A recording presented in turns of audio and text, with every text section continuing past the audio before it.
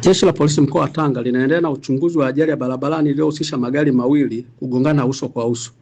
Ajali hiyo ilitokea mnamo tarehe 14 mwezi wa 7 2026 majira ya saa 4:30 usiku katika barabara ya Handeni Korogwe, eneo na kata ya Sindeni, tarafa ya Nzundu, wilaya ya Handeni, mkoa wa Tanga.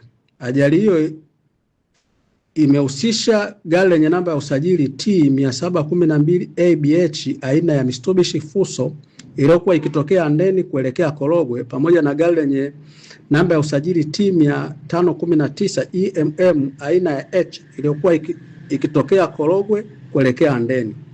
Kutokana na ajali hiyo, watu watatu wamepoteza maisha, ambao madereva wa magari yote mawili, ambaye mmoja amejulikana kwa jina la Yahya Miraji miaka 28 mkazi wa Handeni, na wa pili Jafari Ramadhani Ali mkazi wa Tanga, na mtu wa tatu ambaye bado hajatambulika lakini anakadiriwa kuwa na umri wa miaka 46 mpaka 50.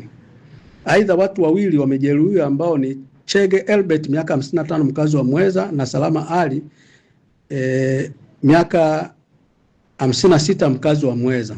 Majeruhi wote wamelazwa katika hospitali ya wilaya ya Handeni, wanaendelea kupatiwa matibabu.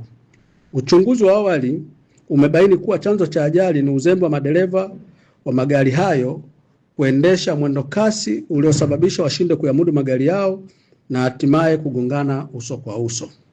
Miili ya marehemu imehifadhiwa katika hospitali ya wilaya ya Handeni kwa ajili ya kufanyiwa uchunguzi wa kidaktari na hatua nyingine.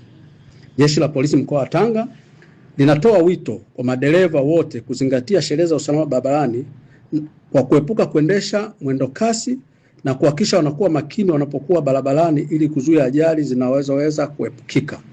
Aidha, watumiaji wote wa barabara wanakumbushwa kuwa usalama barabarani ni jukumu la kila mmoja wetu.